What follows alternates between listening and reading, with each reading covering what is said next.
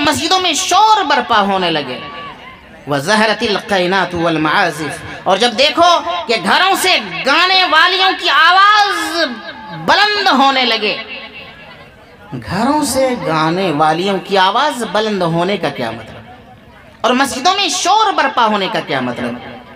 مسجدوں میں شور برپا ہونے کا مطلب یہ ہے کہ سارے جھگڑے مسجدوں میں نمٹائے جائیں.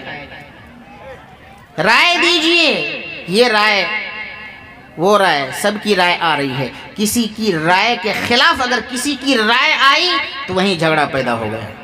کیا ضرورت تھی گھریلو مسئلے کو مسجد میں لے جانے کی؟ آپ مسجد کے سر کیوں تھوپ رہے ہیں وہ جھگڑا تو گھر کا تھا. یا پھر مسجد سے باہر نکلیے، جھگڑا نمٹائیے. لیکن مسجد میں بھی آج شور برپا ہونے لگا ہے. لیکن اللہ کے نبی نے کیا ارشاد فرمایا؟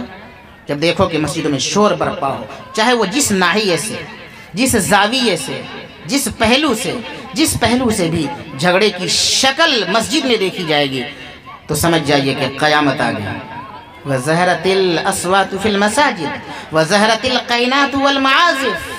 ایکٹریس وہ زہرت القینات والمعازف. کیا مطلب؟ کہ جب دیکھیں کہ مغنیات اور گانے والیوں کی آواز گھر سے باہر آنے لگے، بلند ہونے لگے، تو فانتظر الساعہ، تو پھر قیامت کا انتظار کرنا. اللہ کے نبی نے فرمایا کہ گانے والیوں کی آواز بلند ہونے لگے. آج بتائیے، آج کون سا وہ گھر ہے جس گھر میں موبائل کی ایک بھیڑ نہ ہو؟ درجنوں mobile, screen touch Android set. مجال نہیں، آپ بات نہیں کر سکتے. موبائل کوئی بری چیز نہیں، فقہا نے اجازت دی ہے، لیکن بقدر ضرورت استعمال کی چیز ہے. آپ پوری دنیا کی خبریں رکھ سکتے ہیں، پوری دنیا کے حالات سے واقف ہو سکتے ہیں، لیکن صرف اس لیے نہیں کہ آپ پوری رات ننگی تصویریں دیکھنے میں گزار دیں، پوری رات غلط لڑکیوں سے بات چیت کرنے میں، افیئر کرنے میں رات گزار دیں. اس لیے نہیں کہ آپ صرف گانے سنیں. اس میں دیکھیے کتنی ابھینیتری اور کتنی ایکٹریس جو فلمی دنیا میں کام کرتی ہیں، ان ستاروں اور ان اسٹار کو دیکھتے ہیں اور اس سے اپنی دلی تسکین بجھاتے ہیں، دل کو سکون پہنچاتے ہیں. میرے دوستو، نہ، یہ غلط ہے. اللہ کے نے کیا فرمایا کہ جب دیکھو صبح بھی ہوتی ہے تو لوگوں کے ہاتھوں میں موبائل ہوتا ہے. قرآن کریم کے پکڑنے کی بھی توفیق نہیں ہوتی، موبائل پکڑنے کی توفیق کیسے ہو گئی؟ صبح کرتے ہو تو موبائل پکڑے اٹھتے ہو کہ کہیں سے کوئی کال وغیرہ تو نہیں آ گیا ہے. میرے بھائیو، قرآن کریم کون پڑھے؟ کس نے آپ کو یہ پیغام دیا؟ کس نے یہ فلسفہ سمجھایا؟ ہمیں تو اتنا شاندار پیغام دیا تھا کہ صبح اٹھو تو نماز پڑھو اور ہو سکے تو چند آیات کی تلاوت کرو. لیکن کرتے کیا ہیں؟ وَزَهَرَتِ الْقَيْنَاتُ وَالْمَعَازِفُ. صبح اب دیکھتے ہیں کہ بچوں کو موبائل تھما دیا ہے. اب دیکھتے ہیں اس میں کارٹونز وغیرہ دیکھتے ہیں، یا پھر اور ننگی تصویریں، یا پھر جتنی چیزیں ہوں سارے لغویات. وہیں سے اب بچوں کی آپ پرورش کر رہے ہیں، تربیت کر رہے ہیں. بچوں کی صحیح تربیت نہیں ہو سکتی. یہ باپ، یہ ماں بچوں کے لیے بہت بڑے کیا کہتے ہیں، ظالم ثابت ہوتے ہیں. یہ زہر قاتل بنتے چلے جاتے ہیں. ان بچوں کی تربیت نہیں ہو سکتی. جو بچے موبائل کے دل دادا اور موبائل کے عاشق بنے بیٹھے ہیں، جن بچوں کے ہاتھوں میں آپ موبائل تھما دیتے ہیں، وہ بچوں کا IQ لیول بڑا ہائی ہوتا ہے. یعنی فہم، سمجھ کی جو طاقت ہوتی ہے نا، بہت زبردست ہوتی ہے، بہت شاندار کیچ کرتا ہے. جوان نہیں کر سکتے. اس لیے فقہا نے مسئلہ لکھا ہے کہ ماں باپ کو چاہیے کہ بچوں کے سامنے مہذب زبان استعمال کرے. بچوں کے سامنے بولے تو ادب کے انداز میں بات کرے. بے ادبی کے انداز میں بات کرنے سے بچے بے ادب نہیں ہوں گے. بعد میں آگے چل کر وہ بچے آپ پر تھوکیں گے نہیں، بچے آپ کو جوتے نہیں ماریں گے، بیٹے آپ کی نافرمانی نہیں کریں گے. تو اور کیا امید کر سکتے ہیں؟ آپ نے تو پہلے ہی اس کے سامنے بے ادبانہ انداز، آپ میں وہ تمیز نہیں رہی. آپ کو یہ بات، آپ کو اپنی زندگی کا خیال خود نہیں تھا کہ میں اپنی زندگی کس انداز سے گزارتا ہوں، میرے بچے مجھ سے کس انداز میں خوش ہیں، میرے بچے کہاں ہیں. بچوں کی کبھی تربیت نہیں کی. آپ نے بچوں کی اصلاح کی فکر نہیں کی، اور آج آپ کہتے ہیں کہ بچے نافرمان ہو گئے. آپ نے بچوں کے سامنے جو بھی بات کرنی ہو آپ ادب کے انداز میں بات کریں. بیٹا ایسا نہیں، بیوی سے بات کر رہے ہیں یا کسی کے سامنے کسی سے بات کر رہے ہیں، آپ کے بچے وہاں ہیں یا کسی کے بچے ہیں، تو آپ زبان پر قابو اور کنٹرول رکھیے، تاکہ آپ کی زبان سے کوئی ایسی بات یا کوئی ایسا جملہ نہ نکلے جو وہ فوراً کیچ کرے، اور جملہ بہت برا جملہ ہو، فوراً کیچ کرتا ہے، بڑا ذہین ہوتا ہے بچہ، اس کی سمجھ اور اس کی بصیرت بڑی طاقتور ہوتی ہے۔ اس لیے آپ بچوں کے سامنے اس انداز سے بات نہ کریں، ورنہ وہ جوتے برسائیں گے، وقت آ جاتا ہے۔ وَزَهْرَتِ الْقَيْنَاتُ وَالْمَعَازِفُ، یعنی جب دیکھیے کہ گھروں سے مغنیات کی آواز بلند ہونے لگے تو آپ قیامت کا انتظار کرنا، اور بتائیے کیا نہیں ہوتا ہے، آج ہر گھر سے اسی طرح کی آوازیں گونجتی ہیں، اسی طرح کی آوازیں پیدا ہوتی ہیں۔ بتائیے کیا یہی بات ہے صحیح؟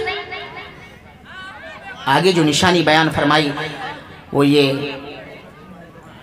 وَشُرِبَتِ الْخُمُورُ، افسوس اس پر تو سب پھنسے ہوئے ہیں، سب ملوث ہیں اس میں۔ وَشُرِبَتِ الْخُمُورُ، جب شراب خوب پی جانے لگے، جب شراب عام ہو جائے تو سمجھ جانا کہ قیامت آ گئی۔ شراب پی کر آج جوان اپنی جوانی میں گھن لگاتے ہیں، اور وہ سمجھتے ہیں کہ ہم توانا ہیں، صحت مند ہیں۔ نہیں ہو سکتا۔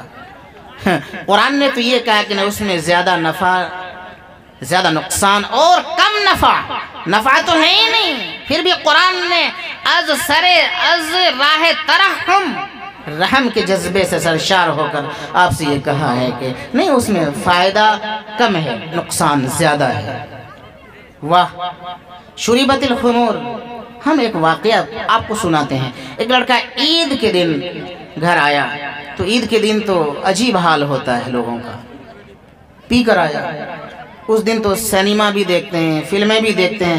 آج کل سینما لوگ کم دیکھنا شاید کر دیے ہیں، اس لیے کہ اب اسکرین میں سب کچھ آتا ہے موبائل میں، گویا کہ ہر جیب ایک سینما ہال سے کم نہیں ہے۔ آج ساری جیب اور سارا گھر سینما ہال بنا ہوا ہے، کیوں جائے کہیں؟ بہرحال تو وہ دیکھا گیا کہ وہ شراب پی کر آیا اور کچھ نہیں دیکھا۔ ماں گوشت بنانے کے لیے پانی گرم کر رہی تھی، کم بخت ایک دو بات ہوئی، اس ماں پر وہ کھولتا ہوا پانی ڈال دیا۔ عید کا مبارک دن وہ کم بخت پی کر آیا، ادھر ماں کو جلا دیا، دوسری طرف بیوی کو جا کر اس نے طلاق دے دی۔ یہ شراب کی نحوست ہے، کیا کہا جائے۔ شراب پی کر آدمی صحت مند نہیں رہ سکتا۔ شراب ام الخبائث والجماع الاسم، شراب کنا الشراب الخمر جماع الاسم، شراب تمام گناہوں کو جامع ہے، یعنی شراب ایسا گناہ ہے کہ وہ تمام گناہوں کو جمع کر لینے والا گناہ اور جمع کر لینے والی چیز ہے۔ الخمر جماع الاسم، یعنی تمام گناہوں کو جمع کرنے والی چیز اگر کوئی چیز ہے شریعت کی نظر میں وہ شراب ہے۔ شراب پی کر لوگ کیا سے کیا نہیں کر ڈالتے، سب کچھ کر لیتے ہیں، سب کچھ جائز عقل کا پردہ چونکہ چاک ہو جاتا ہے، پھر وہ کسی کو کچھ سمجھتا نہیں، نہ چھوٹوں کی تمیز، نہ بڑوں کا وقار، نہ اچھے کی تمیز نہ بری کی تمیز کر پاتے ہیں، پھر وہ آپے سے باہر ہو جاتے ہیں، جو جی میں آتا ہے وہ کرتا ہے، طلاق بھی دے دیتا ہے، مار بھی دیتا ہے، گالیاں دے دیتا ہے، ماں جیسی ہستی کو جلا بھی دیتا ہے۔ افسوس ہے ایسے جوانوں پر۔ وشربت الخمور۔ اب ایک بات اور سخت بات آنے والی ہے، اگر کوئی نیتا ہو تو معاف کیجیے گا۔ وَسَادَ الْقَبِيلَةُ فَاسِقَهُمْ وَكَانَ زَعِيمُ الْقَوْمِ أَرْذَلَهُمْ۔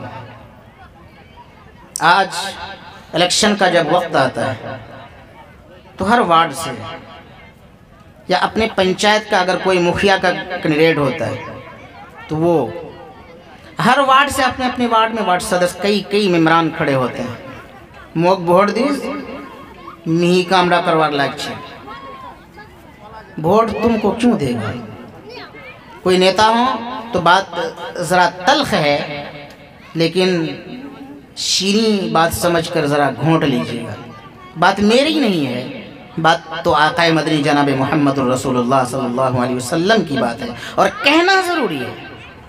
وشربت الخمور کے بعد وَسَادَ الْقَبِيلَةُ فَاسِقَهُمْ وَكَانَ زَعِيمُ الْقَوْمِ أَرْذَلَهُمْ۔ سنو، ایک وقت وہ آنے والا ہے کہ کہ مسلمانوں میں یہ بیماری در آئے گی، اور وہ بیماری یہ ہوگی کہ مسلمان اپنے قوم کا لیڈر کوئی لفنگے لچوں کو بنائے گا،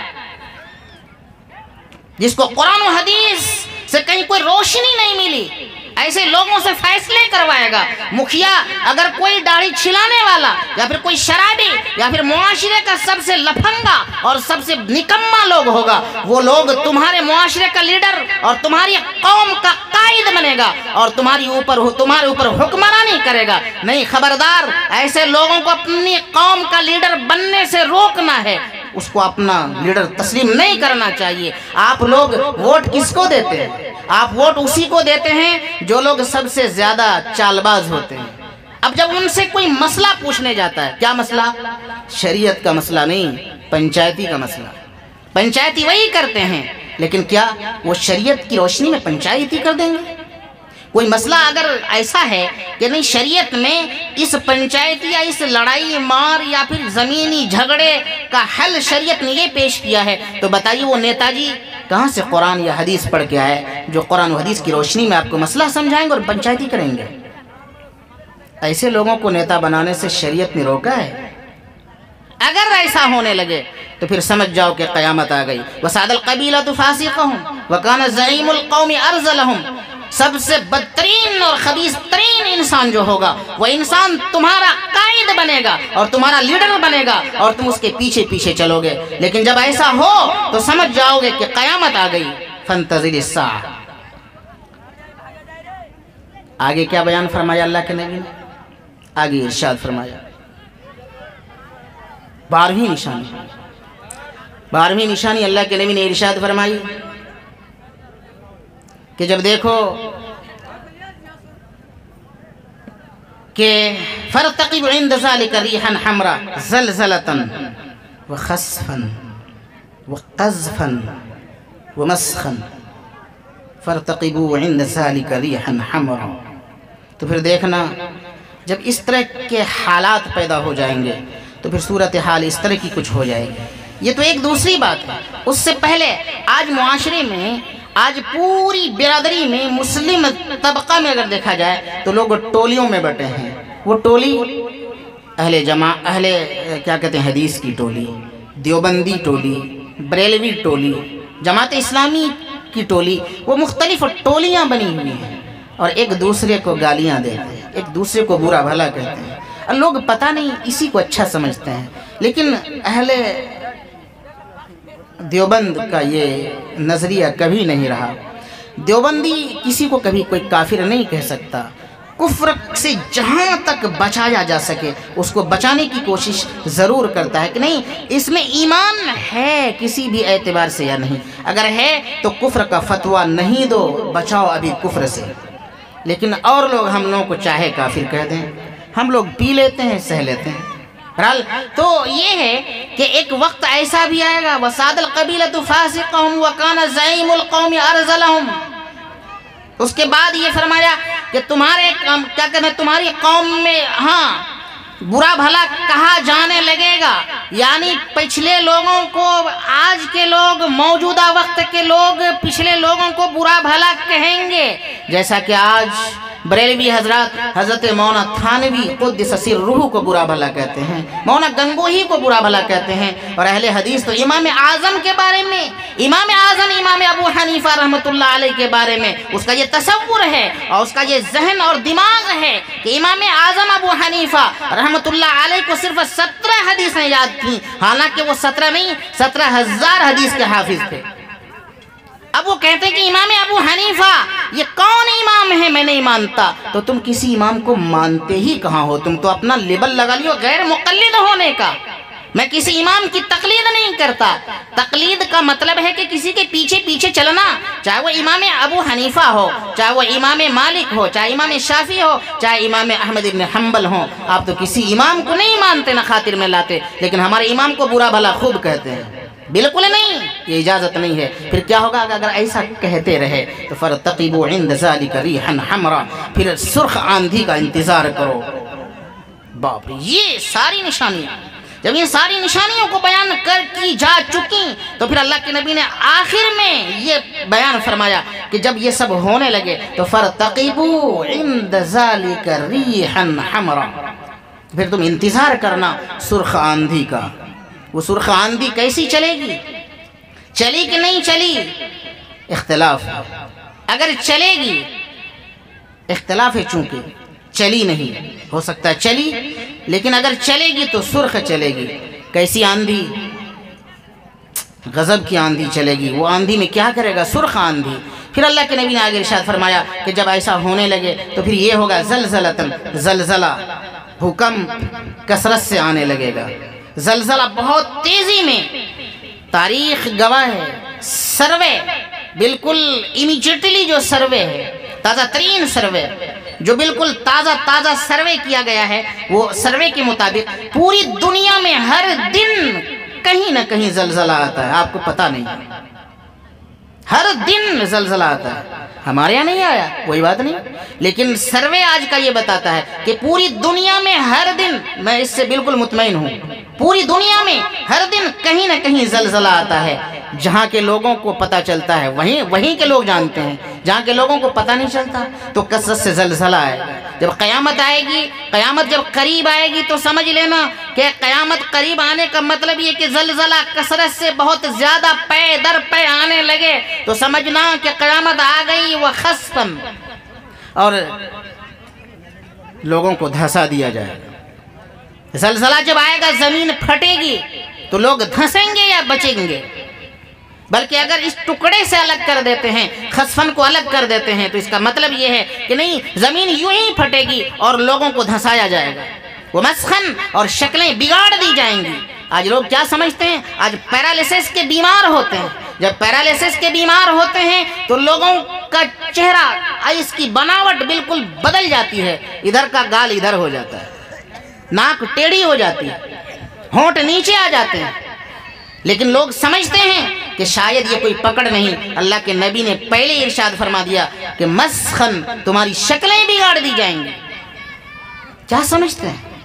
کوئی آسان ہے؟ نبی کی حدیث ہے، خسفن مزخن زلزلتن۔ پھر آگے اللہ کے نبی نے ارشاد فرمایا اس حدیث کا ان فرتقبوا عند ذلك ريحا حمراء، اس کے بعد پھر آگے یہ فرمایا کہ پے در پے حادثات ہوتے رہیں گے۔ آج آپ نے دیکھا، ایک حدیث پڑھ کے میں اس حدیث سے جوڑ کے دیکھتا ہوں، وہ کیا ہے؟ اللہ کے نبی نے ارشاد فرمایا من اقتراب الساعة ان يظهر فجاء الموت، کہ اچانک لوگ مر جائیں گے۔ یعنی قیامت کی نشانی میں یہ بھی نشانی داخل ہے کہ لوگ اچانک مریں گے۔ ایک آدمی، ابھی آپ مجھے دیکھ رہے ہیں، کچھ دیر کے بعد آپ کو خبر ملے گی کہ وہ فلاں صاحب جو آئے تھے ان کا انتقال ہو گیا۔ کیوں؟ حالانکہ تاریخ اور سیرت کی کتابیں اس بات پر گواہ ہیں کہ پہلے کے لوگ ایک بیماری میں مبتلا ہوتے تھے، کافی لمبے عرصے کے بعد وہ پھر وہ سمجھ جاتے تھے کہ شاید اب اس بیماری کے بعد ہمارا بچنا مشکل ہے، بچیں گے نہیں، تو وہ وصیت کرتے تھے، اور پھر زبان پر ذکر و اذکار زیادہ سے زیادہ بالکل چڑھ جاتا تھا، اور کلمات بہتر سے بہتر کلمے کا ورد کرنے لگتے تھے، اور وہ مرتے تھے تو محسوس کرتے تھے۔ لیکن آج بات کرنے کا موقع نہیں ملتا، فوراً دل کا اٹیک ہوا، ہارٹ کا اٹیک، یا پھر بلڈ سرکولیشن رکا، خون کا دوران، دل کا دورہ پڑا اور خبر ملی، یا پھر اس طرح کی کوئی اور بیماریاں ہوتی ہیں، بہت سے اسباب ہوتے ہیں مرنے کے، آدمی کی فوراً موت کی خبر ملتی ہے۔ یہ کیا ہے؟ موت الفجاء، اچانک کی موت، ڈائریکٹ موت کی خبر ملتی ہے۔ ایک آدمی صحت مند ہے لیکن کچھ ہی دیر میں خبر ملتی ہے کہ وہ آدمی کا انتقال ہو گیا۔ بتائیے، یہ قیامت کی نشانی بتایا اللہ کے نبی نے، آپ کیا کہیں؟ دوسری روایت تو مجھ سے رہ گئی ہے اور پرچی آ گئی ہے۔ الحمدللہ، چلیے تو پہلے وہی کر لیتے ہیں۔ آئیے، اللہ تبارک و تعالی نے قرآن کریم میں کیا ارشاد فرمایا؟ انفقوا فی سبیل اللہ۔ انفاق فی سبیل اللہ کیا ہے؟ انفاق کسے کہتے ہیں؟ انفاق کہتے ہیں اللہ کے راستے میں خرچ کرنے کو۔ اور آپ جانتے ہیں کہ یہ جلسہ मस्जिद की तामीर और तोसी के सिलसिले से रखा गया है। ये इजलास इसलिए मुनक़िद नहीं किया गया कि बस यूं ही रस्मी तौर पर इस जलसे का इनेकाद कर दिया गया और यूं ही मतलब इसको मतलब कोई ऑर्गेनाइज है, बैठ गए लोग आके, कोई कन्वीनर हैं, सजा दिया और बात हो गई, आए गए। नहीं, ऐसा कुछ नहीं है मेरे भाइयों। ये जलसा चूँकि मस्जिद का जलसा है और मस्जिद अल्लाह का घर है। मन बना लिल्लाहि मस्जिदन बनल्लाहु लहु बैतन फिल जन्नह। अल्लाह के नबी ने हदीस में इरशाद फरमाया कि जो आदमी अपना घर दुनिया में बनाता है, अल्लाह उसका घर जन्नत में बनाता है। आप क्या समझते हैं? आप क्या समझते हैं जन्नत आसान है? मैंने पहले कहा कि जन्नत आसान चीज नहीं है, जन्नत बड़ी महंगी पड़ेगी दोस्तों। इसलिए उस महंगाई से निमटने के लिए अभी मौका है। हर जगह मस्जिदें बनती हैं। मैं आपसे गुजारिश करूंगा, और यहाँ मुझे तो अफसोस इस बात से है कि शायद लोग जलसे में कम आए हैं, इज्तिमा में ज़्यादा चले गए, या नहीं गए हैं तो हैं घर में, वो सोच रहे होंगे कल जाएंगे, लेकिन कल सिर्फ यहाँ नहीं रहेंगे, कल तो वहाँ भी लोग जाएंगे, मैं खुद जाऊँगा। ऐसा कुछ नहीं है। बहरहाल समझने और कहने की बात यह है कि अल्लाह तबारक व तआला इंफाक फी सबीलिल्लाह पर ज़बरदस्त वादा रखता है, और वादा की शक्ल में सिर्फ वो हदीस सिर्फ आपके जहन में रहे कि अल्लाह ने इरशाद फरमाया कि जो दुनिया में घर बनाना क्या कहते हैं मस्जिद बनाएगा, तो फिर अल्लाह तबारक व तआला उसके लिए जन्नत में आलीशान महल बनाएगा। तो आइए, चूँकि तहरीक चंदा, यही चंदा अल्लाह तबारक व तआला इसी से कहीं हम सब का बेड़ा पार फरमा दे। तो मैं तमाम बुजुर्गों से, मेरा वो अंदाज नहीं होगा चंदा लेने का जो नाजायज़ है, भाई फलां साहब इतने हज़ार नहीं, लेकिन ये भी बात याद रखिएगा कि आप अपने औकात से नीचे मत आइएगा। अपना औकात भी तो साबित करना है। आपको अगर न कहें आपका नाम पकड़कर, तो आप कहीं ये समझने लगें कि मेरा नाम नहीं आया। नहीं, नाम नहीं आया, लेकिन अल्लाह की नज़र में सब तो नामदार हैं, कोई बेनाम कहाँ हैं। इसलिए आप अपना वक़ार और अपनी पोजीशन के मुताबिक चंदा दें, चंदा में कमी न करें। तो आइए, सबसे पहला मुजाहिद और सबसे पहला इस क्या कहते हैं अल्लाह के रास्ते का सबसे पहला खर्च करने वाला वो कौन सा मुजाहिद है, ज़रा अपना नाम पेश करें, और मस्जिद को सीमेंट, बालू, गिट्टी, सरिया या फिर ईंट या जितनी शक्लें हो सकती हैं मस्जिद के ताउन के ज़ाविये से आप उस पर खरा उतरने की कोशिश करें। मैं तमाम लोगों से गुजारिश करता हूं कि आप लोग चंदा दें। मैं चंदा नहीं, अब जो लोग चंदा करते हैं खड़े होकर, वो एक अलग मामला है, वो उनका मामला है। आप ये ना कहें कि चंदा करना तो इसको आता नहीं है। यकीनन मुझे चंदा करना नहीं आता, और ये चंदा करना मेरे बस की बात भी नहीं, लेकिन मैं करूं क्या? आज का पहले दिन का जलसा है, और आपका अगर चंदा ना हो तो दिक्कत की बात हो सकती है। इसलिए मैं चंदे पर कुछ वाक़या तो बयान नहीं करूंगा, चूँकि हदीस मेरी रह गई है। आप आइए, बगैर कुछ सुने, वो जो हंसाने वाले मुक़र्रिर होते हैं चंदा कराने वाले, आप उनसे दोस्तों, आप देख रहे हैं NB मीडिया यूट्यूब चैनल। इस तरह का वीडियोस आपको मिलता रहेगा। लाइक और सब्सक्राइब जरूर कर लेना, और इस वीडियोस को अपने दोस्तों में शेयर जरूर करना। फिर मिलते हैं एक और अच्छी वीडियोस लेकर, तब तक इजाज़त दीजिए। अस्सलाम वालेकुम, खुदा हाफिज।